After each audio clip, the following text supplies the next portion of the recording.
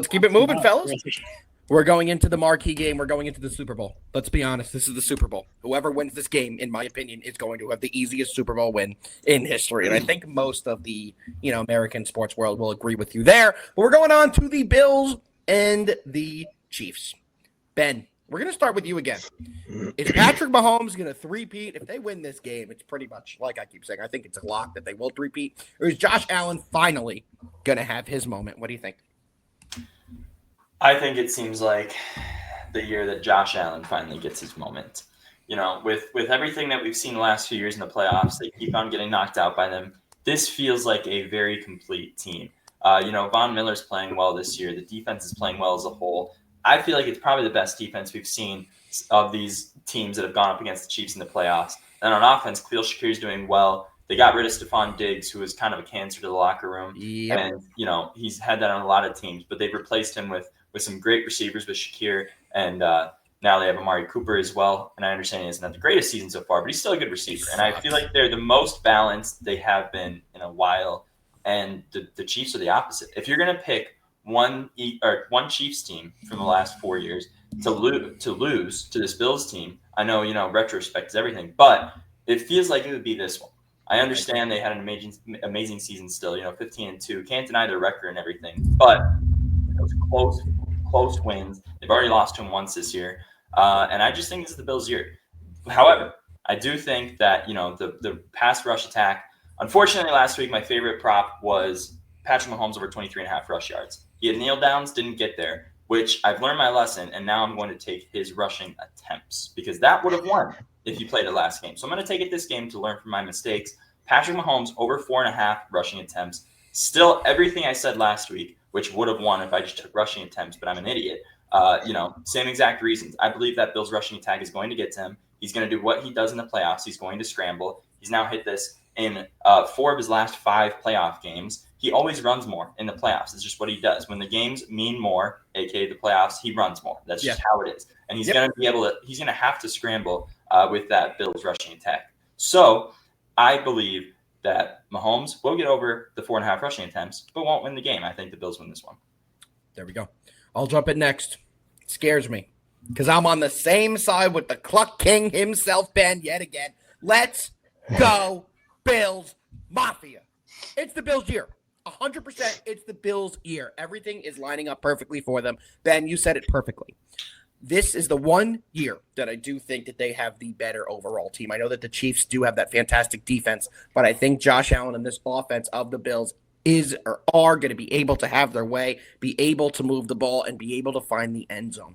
This Bills team is very good. The one worry that I do have, because I do have a worry, and that is going to be the Taylor Rapp starting safety and very important player to this team was just ruled out this morning.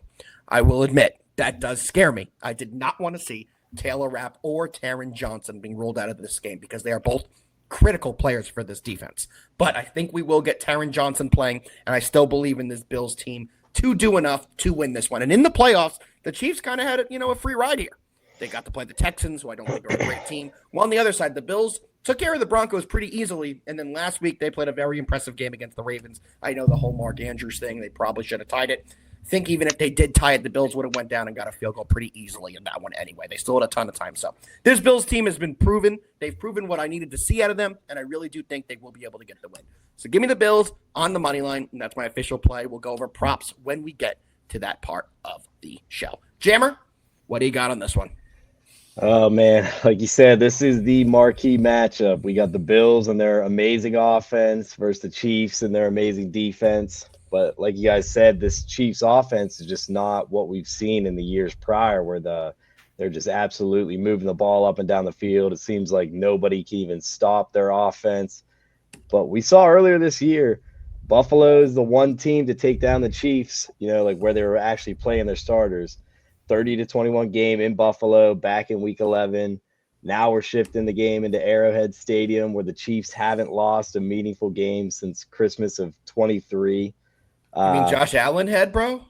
Stadium? Is that what they call it? That's what we're calling it now, baby. It's not Burrowhead, I like ain't it. Arrowhead. It's Josh Allen head. That sounds terrible, but we're going with it. But yeah, where I'm leading him is who is going to stop Travis Kelce? The Buffalo Bills, they were a team that were able to stop him earlier this season. That might have been what led them to win that game. I think they held him to 2 receptions for maybe like 8 yards in week 11. But this guy is the number 1 playoff receiver. I mean, he's making history passing Jerry Rice in 100-yard games. He's up there in receptions. He's first in receptions and yards. Or no, he's behind Jerry Rice in yards and touchdowns. But, I mean, is anyone going to fade his receiving prop this week? I think they have it like 66.5, 67.5. I'm not. I'll tell you that. It's almost scary because it's like he's had all these consecutive games, 14 consecutive playoff games with 70-plus receiving yards. She might have been there. Big analysis. Big Yeah. analysis from Footy there. I'm sure she'll be there. I wonder who her special guest will be in the booth up there this week. You think it'll be CC again, huh? They got to keep the luck rolling with her. Yeah, I did enjoy seeing Caitlin Clark up there, so that'd be nice.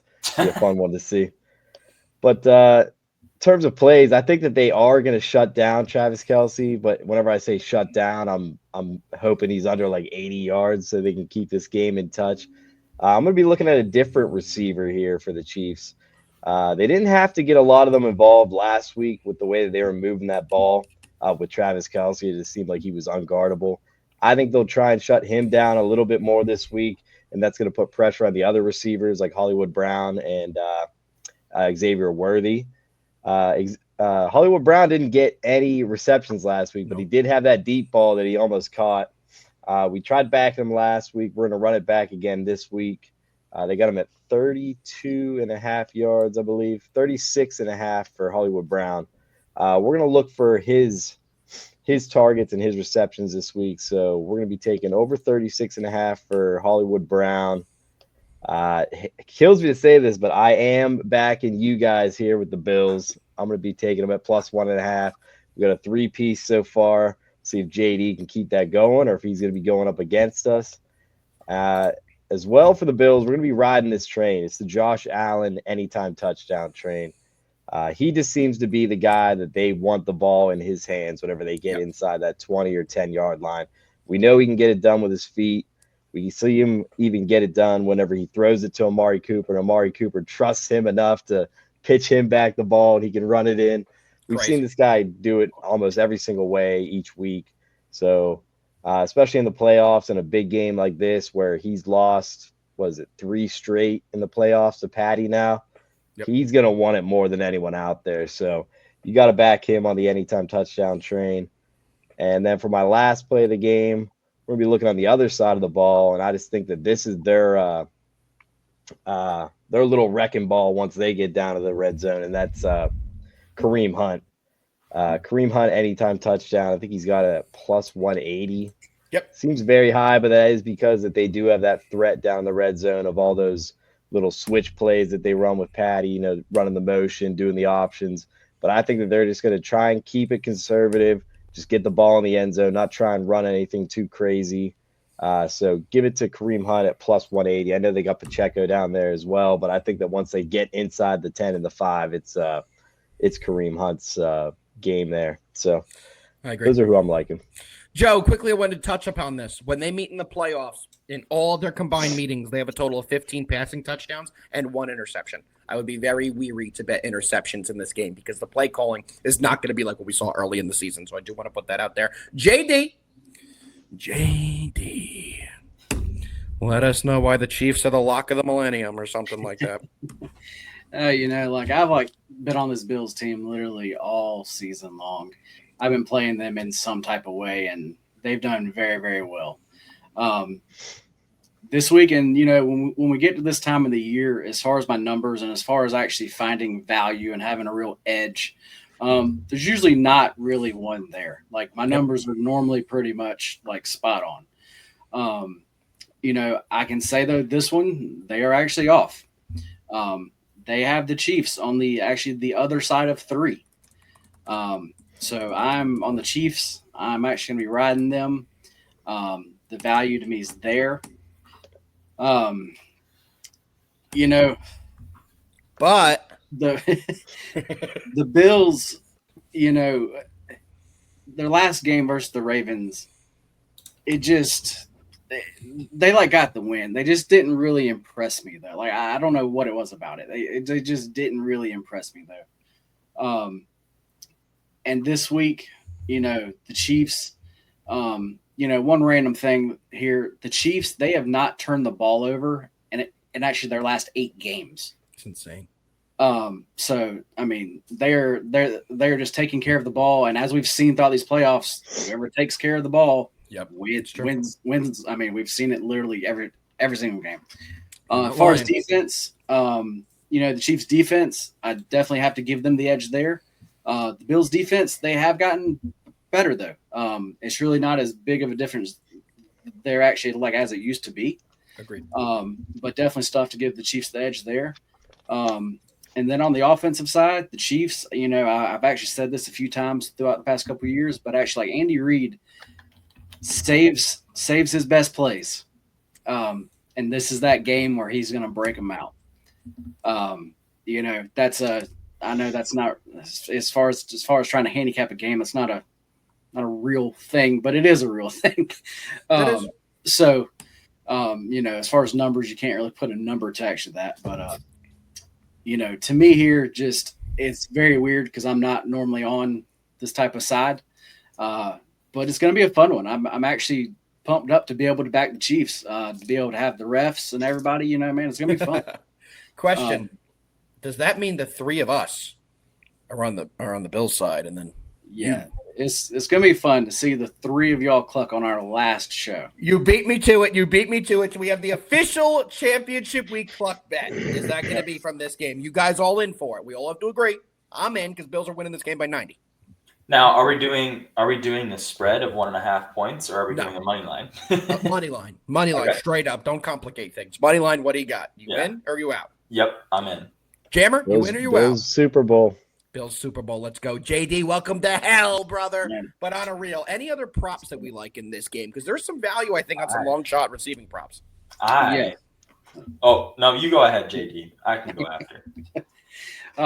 Very kind of random one. I like Xavier Worthy over 4.5 rush yards.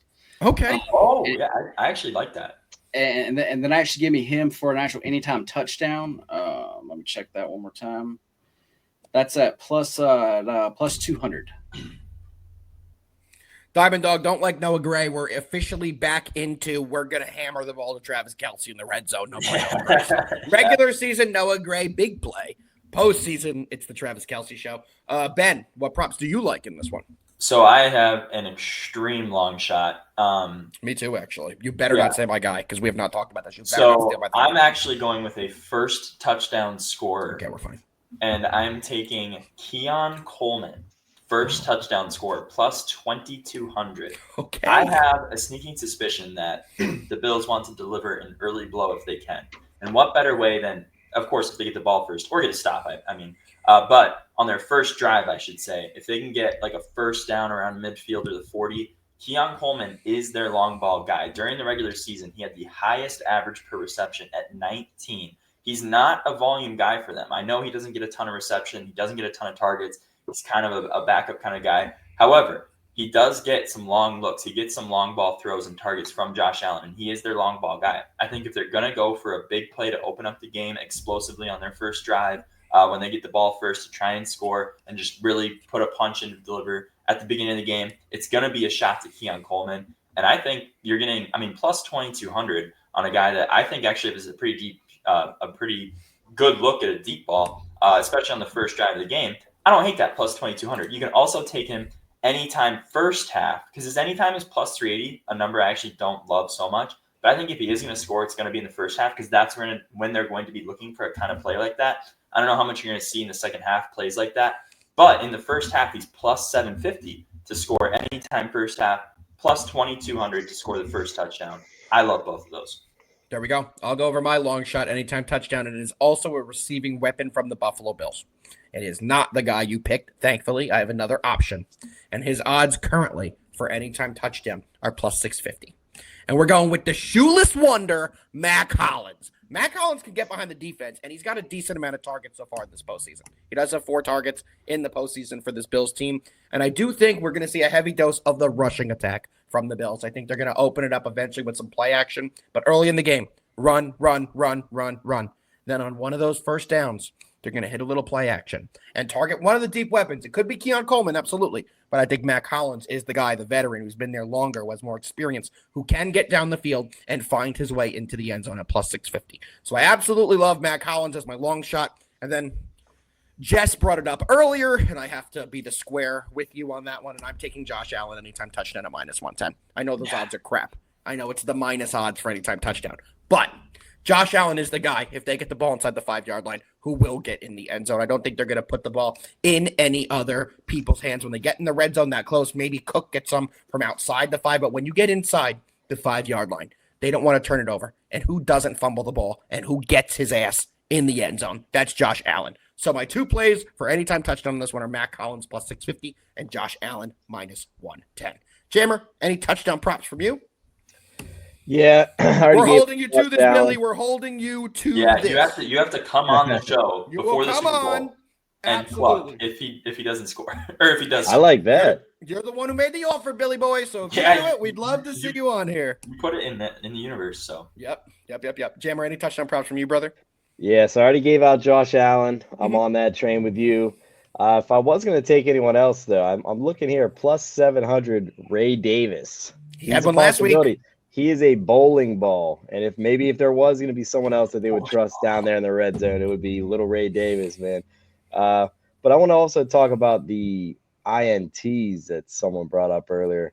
Let's see. I can bring it up 1 second here. Let me go. Joe. Yep. Because it's crazy. Like JD said, Patrick Mahomes has not thrown an INT, let alone they haven't fumbled or thrown an INT since week 11. It was against this Bills team. You would think that his odds would be a little bit lower than that, but minus 110 for Patrick Mahomes to throw an INT whenever he hasn't turned the ball over in 9 games. I think it's almost worth taking at this point. So I'm going to be hopping on that Patrick Mahomes INT. I think we're going to see them force him into some decisions in the game that he might regret. So I think you got to look at that INT. It seems way too good to be true. He's going to throw some. And the team that had the highest turnover differential on the season is the Buffalo Bills. So if anyone's going to be forcing them, it's going to be this defense. So I like that. And then the 2 touchdown props, Josh Allen and Ray Davis, will throw a little sprinkle on that as well. Joe agrees with you. He's saying Patty had 2 last time out. It definitely could happen. JD, any other props from you before we get into the rest of the things we do on this show? Nope.